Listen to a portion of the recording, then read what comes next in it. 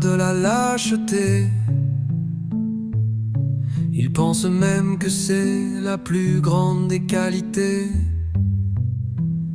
Son compagnon Milou, pour sa part, en petit comité,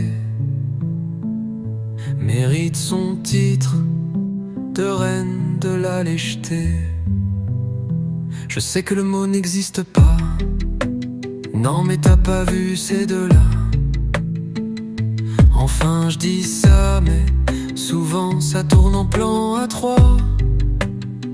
Suffit que la mère de Tintin ramène du Nutella. Un conseil, ne leur dites jamais de vous visiter. Vous feriez bien plutôt de vous méfier, car ils parlent toujours au premier degré. C'est un coup à ne plus jamais marcher. En plus ce Tintin est psychorigide. Il va te parler des heures de son fluide, t'expliquer que c'est de l'extrait d'huile de rachide. Enfin les flics l'accusent quand même de parricide. Il vaut mieux mettre des gants, car chez eux c'est dégoûtant. Ne jamais rien boire ou manger, même si c'est proposé gentiment. C'est un coup à avoir la tête qui tourne, puis avoir devant les yeux un voile tout blanc, et à se réveiller tout nu auprès de Milou et Tintin dans sa maman. Un conseil, ne leur éteint de vous défier.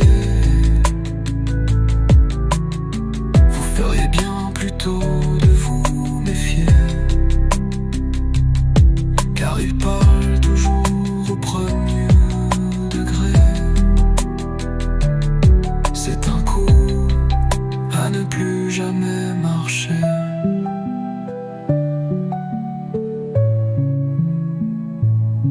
Alors c'est sûr que dans le quartier ils ont mauvaise réputation. En fait 2 sur 3 ont donné une mauvaise éducation.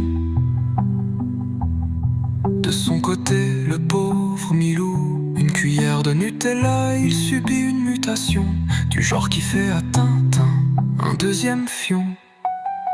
Il faut tenir le chien en laisse, mais Tintin a peur que le chien le laisse.